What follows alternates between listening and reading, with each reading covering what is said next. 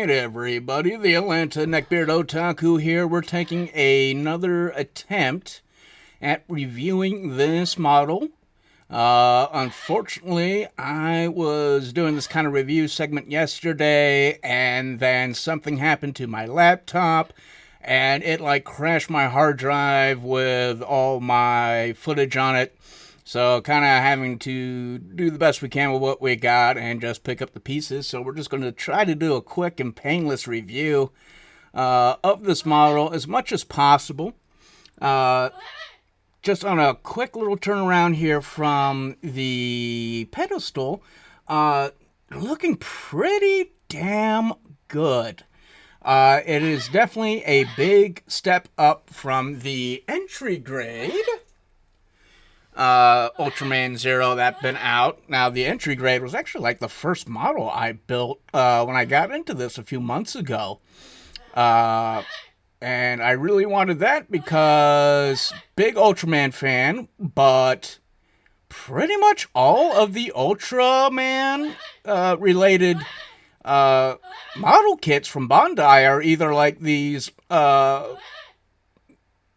mashups of historical Japanese figures or based off of the manga and Netflix anime, which I'm not the biggest fan of. So we're finally starting to get some Ultraman models from Bandai actually based off the actual TV shows. So hip hip hurrah. Okay. Bloop, bloop, bloop. Now, first things first, I was a little bit underwhelmed with the overall engineering and quality. Most of the plastic, especially the silver, just seems like a cheaper, lower grade plastic.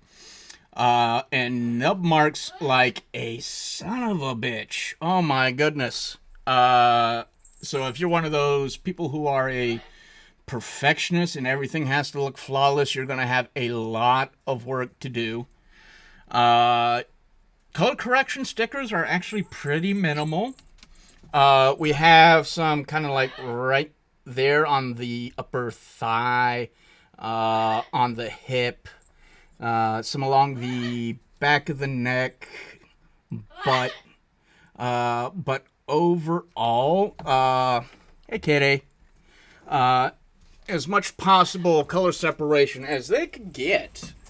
But this overall just kind of felt like a step backward. Felt like an older figurized kit from a few years ago. Really reminded me of the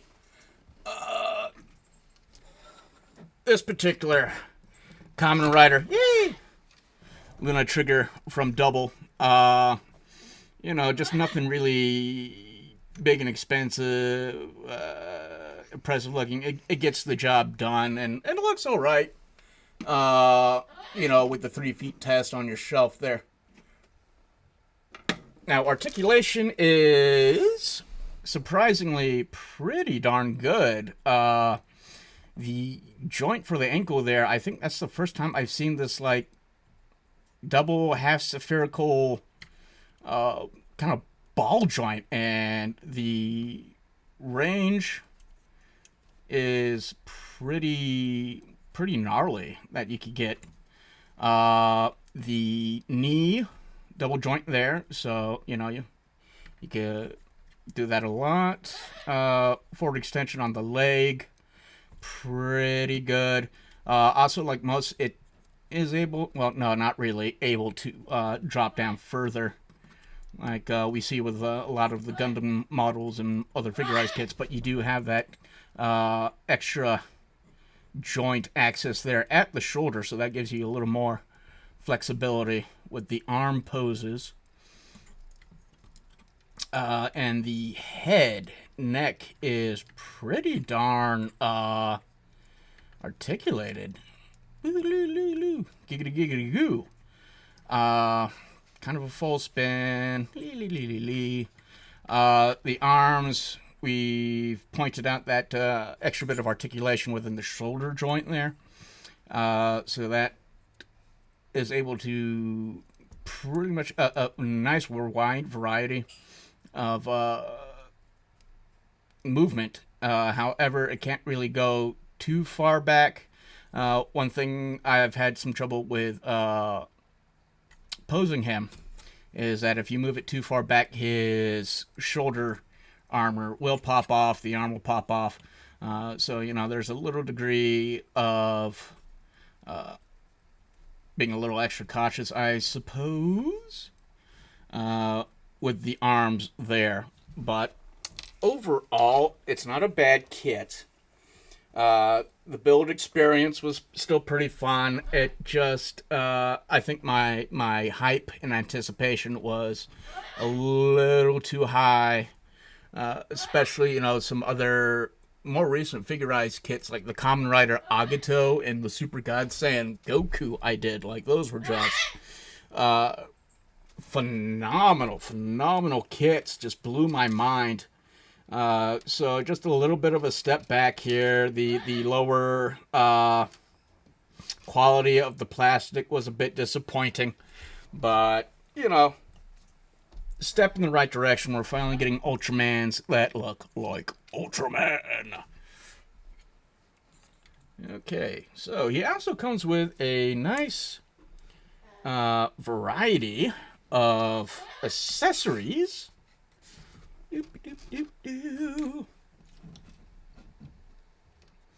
I'm just going to quickly go over these. And oh my goodness, the pairs of hands. You can definitely do just about anything you might be wanting to think of doing with a Ultraman. I think my favorite is a little piece of hand. Might change that out. So, bleep. Ultraman Zero is son of Ultraman, or Ultra 7, rather. So these little, the top of the head, he can actually take these off and use them as like these throwing knives, for lack of a better word. So if you want to do that, you swap off the top of the dome. So it looks like those fins on the top of his head are off. And that is what these are supposed to be. And you can actually put those in the holding hands if you take those apart. So what's some other cool things? I love how we actually have the ability to change the color timer like that. It's all one solid piece. I haven't seen the part or movie with Zero where he does that thing. Some kind of weapon on his chest. Reminds me more of freaking Mazinger Z breast fire attack. And then he has a cool, nice big sword. Kind of like a Klingon bat'leth, I think I'll call that. So, yeah. Got some gripes, but overall, I'm pretty happy with it. It still looks good with my other Ultras on top of the workbench here. So,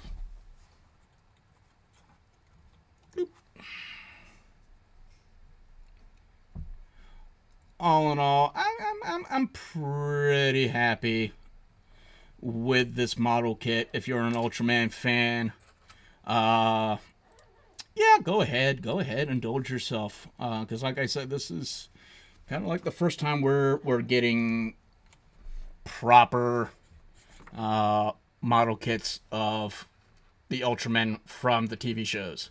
So the more we buy these, the more they will probably produce, and we'll probably get hopefully a jump up in quality.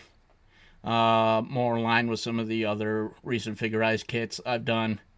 And also have another one, the Ultraman Trigger, and we'll be doing a build and a review on that. And they also have two other Ultraman kits coming out this year. I think it's Decker, which is the current Ultraman series, and Ultraman Z, Ultraman Z. And that'll be coming out later this year. So, all in all, yeah, it's a fun build. It's all right. As long as you're not a perfectionist, he'll look great on your shelf with the rest of the stuff. So,